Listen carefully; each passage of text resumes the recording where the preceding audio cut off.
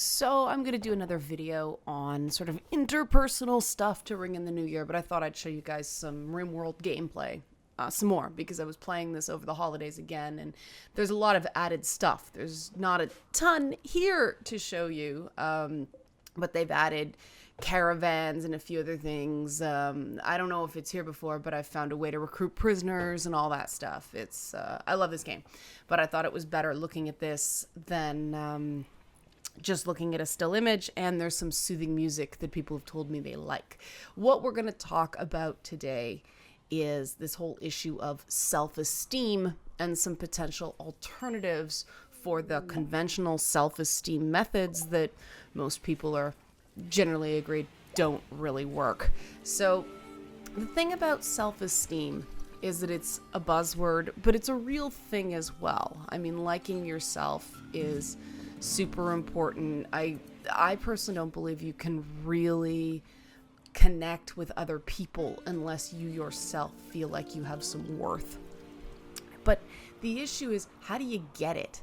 I don't necessarily think it's an innate state. I don't think people are born insecure, but I think people are sort of born self-neutral. And, positive input lead to increased self-esteem, whereas negative inputs diminish it. And people who don't have challenges don't tend to have healthy self-esteem, I found, because self-esteem is all about making mistakes, them not being the end of the world, and learning from them. The problem is a lot of our social structures don't allow us to do that. I mean, we all know about the education system that everybody's told how great they are from the time they come out of the womb. And so the first time they find out they're not so great might be in young adulthood. And then, they don't know what to do with themselves. Whereas people who are products of environments that are too punitive, I think also, in the wrong ways, like overly punitive, not, healthy discipline. There's also negative self-esteem indications there. And the issue with a person becoming convinced that they are a bad person is that they don't feel any impetus to change, because saying I'm a bad person means there's something innately wrong with you, which means no matter how hard you try, you can't improve. And that's just not so. People can change. I've seen it. A lot of people won't, because it's easier to just go, well, I'm a terrible person, and leave it there. And it's too bad, because there are a couple of, I think they are good people, but I can't be in contact with them because they have convinced themselves that they're bad people. And so they do things they otherwise, I think, wouldn't do if they had a belief that they could be better with just some work. And it's not that it's easy, but the meaningful things in life rarely are easy. Your brain wants to be challenged so it can learn. And so I'm like, what do we do about this? And I know when I was younger, it's like, how? I had been convinced by other people that I didn't like myself because, teenage girl, they assume you have unhealthy self-esteem. Especially with some of the stuff that, I was going through with, depression and all that stuff. And I eventually learned that it wasn't low self-esteem or abnormally low self-esteem. It was crappy circumstances. And when I figured out how to improve my circumstances, guess what? I wasn't depressed anymore. The mental health industry likes to convince people that if you have depression, that's just it. You have a chemical imbalance in your brain and there's nothing you can do about it. And for some people, that is true. For some people, they just, genetic bad luck. They have, depressed mood that requires medication long-term to, lift that up to an area a point that is actually allowing them to be functional. But that wasn't the case for me. The case for me was something I eventually could change. It's hard when you're a teenager, but as you get older, you get more control over your circumstances. And once, I was able to actually, get enough not control, but influence over my environment, that I felt like I had a baseline level of security, that if somebody was an asshole, I could just get away from them. They didn't, have license to just beat on me until I bled, sort of thing. Guess what? The depression went away and I started feeling better about myself. And I see a lot of people, because video games are a real sense of comfort for people who are in circumstances they can't get out of yet. And I see a lot of people in this circumstance.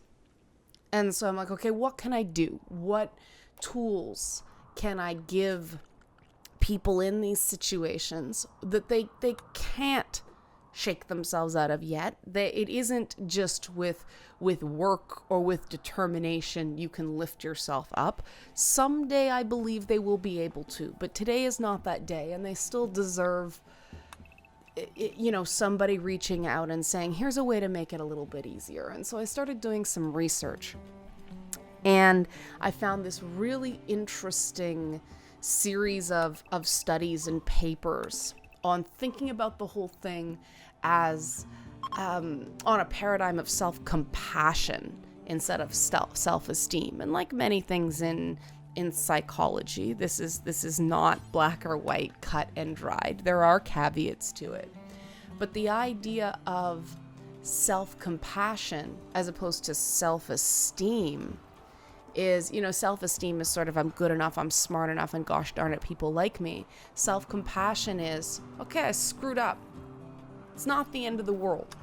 Doing a bad thing doesn't make me a bad person, And obviously that can be overdone, like everything else. You have to not want to make the mistake again. And to me, this is why apologies are so important.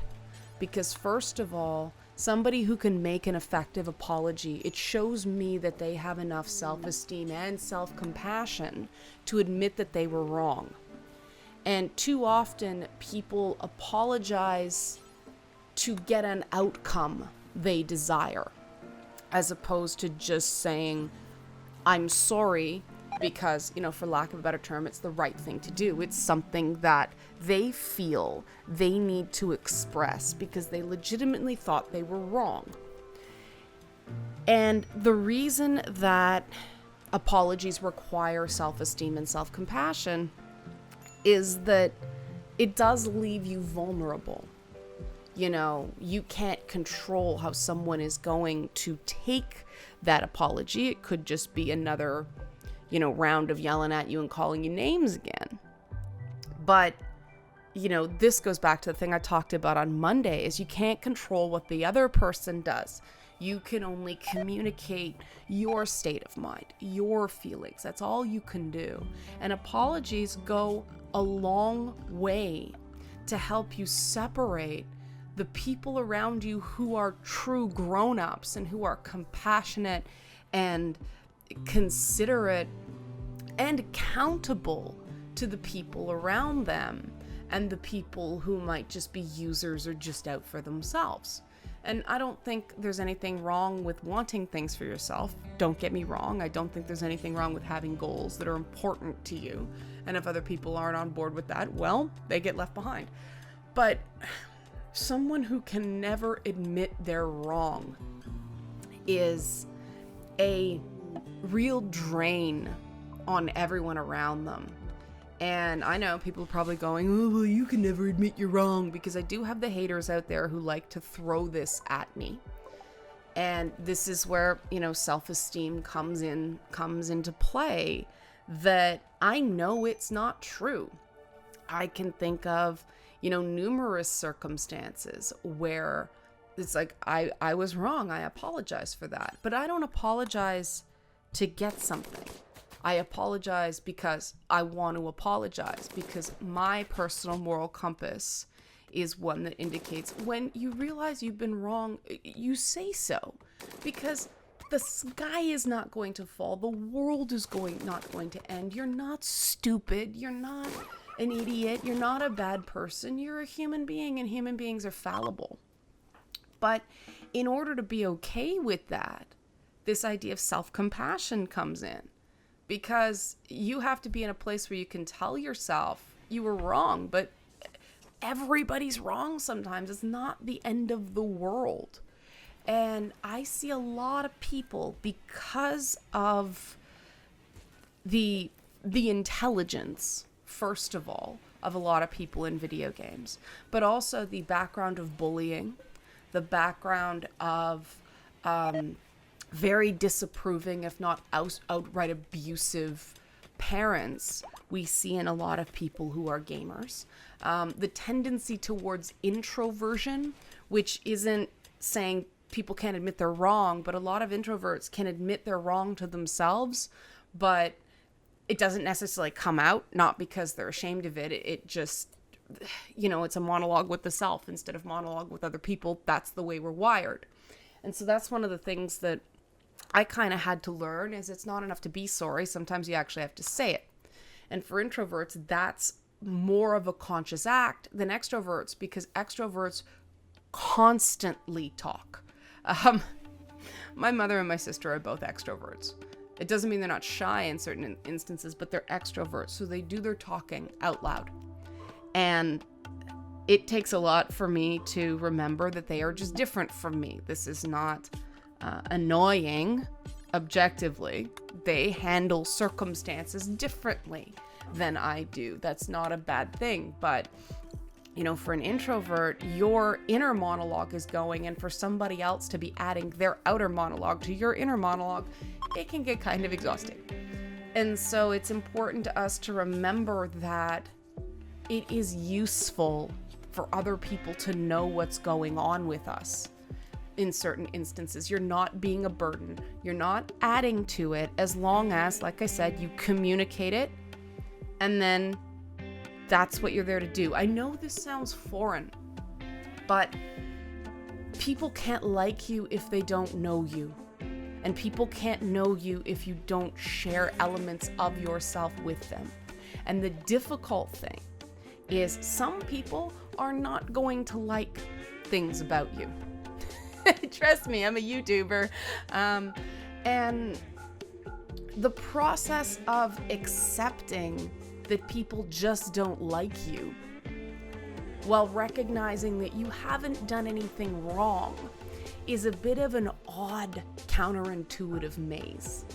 Especially in that thing I've talked about, that people feel like if they don't like someone, there's something wrong with them. And so they set out to destroy that person for their own, because they're lacking in self-compassion. They have been trained to feel like they're a bad person for not liking someone. And this is horribly toxic, because it's important to go, okay, I don't like this person. There's something about them that is just not compatible with me. They're not someone I would choose to spend time with. However, I logically recognize that, first of all, they're a human being. Second of all, they have, X, Y, and Z skills. It could be they're very good at their job. It could be, they've got very well-rounded kids.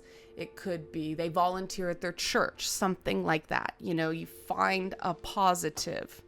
Or it could be just that they've clearly been through a bad time and they have some self-destructive tendencies. I don't have to get dragged down with that, but that is different from thinking they're a bad person. And this exercise with other people is a great way to become more forgiving of yourself, because it's practice. It's, if you're anything like me, you're harder on yourself than anybody else in your life. You can be quite critical of other people, but you're 10 times harder on yourself than anything you expect from other people. And you have to watch that doesn't lead to high expectations in yourself and then low expectations in other people. Because low expectations in other people can mean that you're accepting treatment and you deserve better than what you're getting. So this is one of my favorite things to do in the game, by the way. I really like the medical stuff. That might be weird, but I like doing the operations. I like putting the bionic arms and things like that on the little guys. The organ harvesting, really ghoulish, but I actually like it. And this is a video for another day, the way RimWorld makes you do bad things in a really good way, because it is a survival kind of game. But there's another thing. I think that these people in gaming who don't want to see any violence, who don't, oh, they're murder simulators and all that stuff. I have to wonder what's going on in their heads that they can't be exposed to things that they recognize are bad without feeling like it's natural to be tempted to do that bad thing. That is something I find quite fascinating in a really morbid way. Because, in a game like this, where you're fighting for survival on a distant planet, yeah, it's like that movie Alive from back in the day. And I know I'm really dating myself, but for people who aren't aware of this movie, it was, I think people crashed a plane in the Arctic, and it's based on a true story, and they ate a guy's ass to survive. Like, I'm not kidding. They actually ate the gluteus maximus. And this is not something that we would do regularly, but they didn't want to die. And, that sort of, the equivalent in gaming would be, you play violent games. Well, this is obviously a coping mechanism of some kind. Let's find out why you find this fun, as opposed to, you play violent games, you must love violence. Well, no, we all say that there's a huge difference between violence in a game and violence in the real world. But this is the difference between people with self-compassion and compassion for others. They can recognize that, there are times where indulging in less good things is absolutely appropriate and, in fact, quite healthy. And other people who are so hard on themselves and everyone else around them that they cannot accept the slightest moral transgression, because it's like they're standing on thin ice. And if it warms up at all, they're going through it. And this is where I think the social justice movement has come from. The pieces fit. Obviously, I can't prove it, but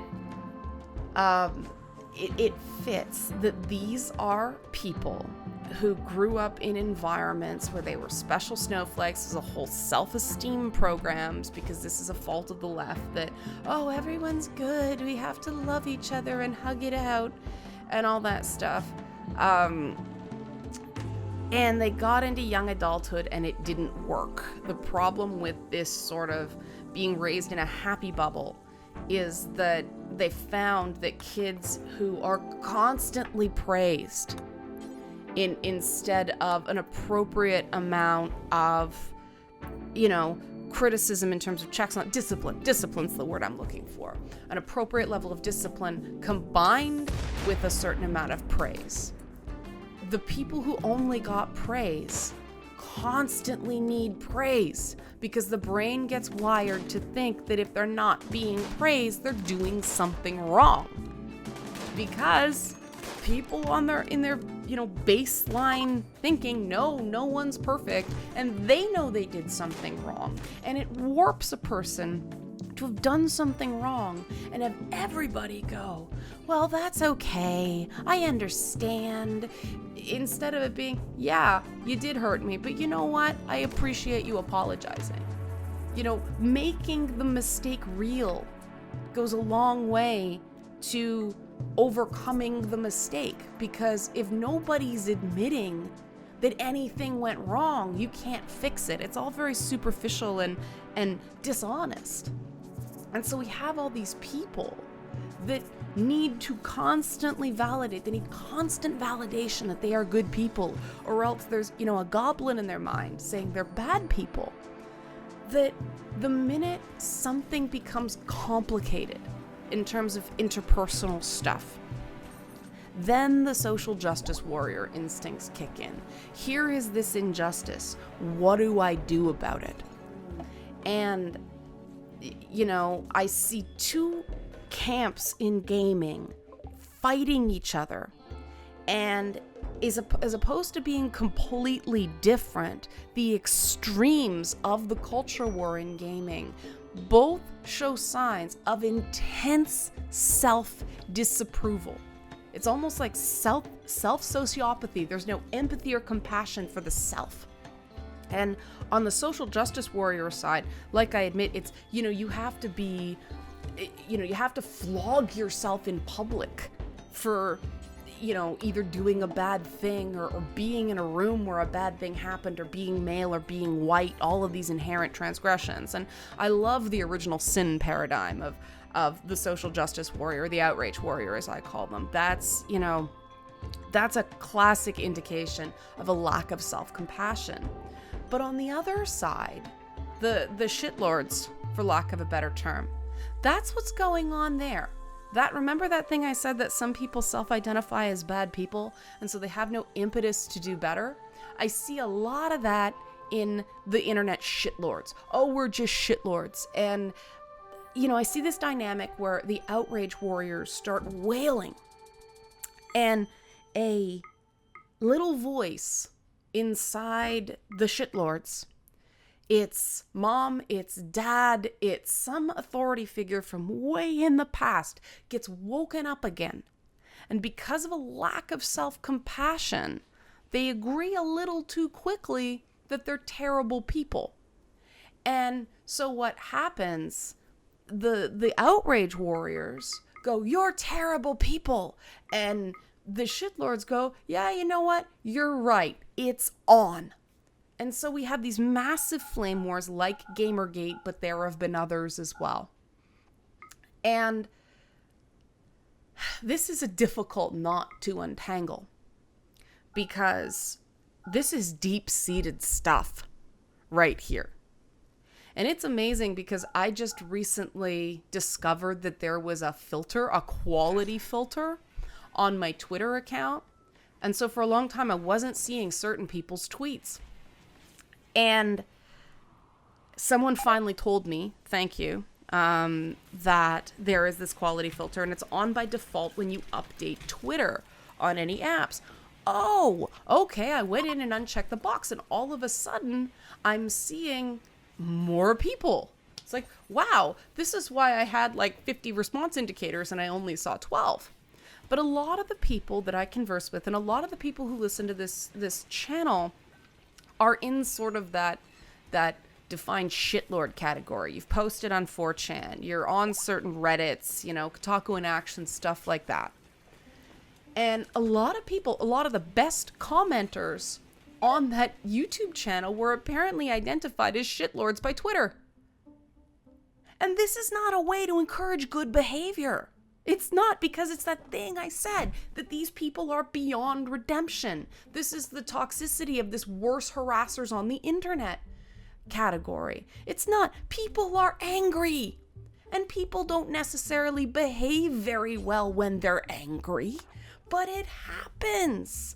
And as long as, they calm down off that scream stool and start talking one-on-one, I don't care that they got angry. I don't care that that originally thought I was a horrible piece of crap because I'm a feminist game journalist. That was in the past. We all make assumptions about other people. But do you see that? The core of my forgiveness is me recognizing I do it too. And it's okay in myself, so it can be okay in other people. And that's what the outrage warriors lack on all sides. That ability to see a flaw in themselves and go, it's okay, we all have them. And that doesn't mean you don't try to get better. But you've got to think of it, instead of I'm a bad person, I have to do better, it's I'm a good person, but I can do better. Because it's amazing how much more effective you become when you accept as having value your current state. You have to be able to see the good to build on the good.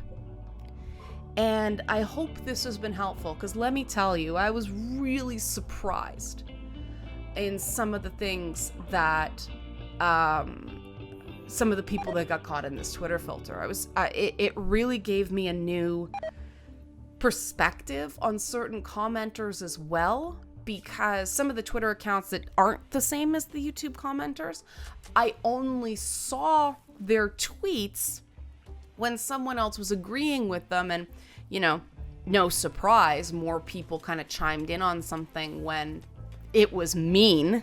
That just seems to be the way it happens for whatever reason.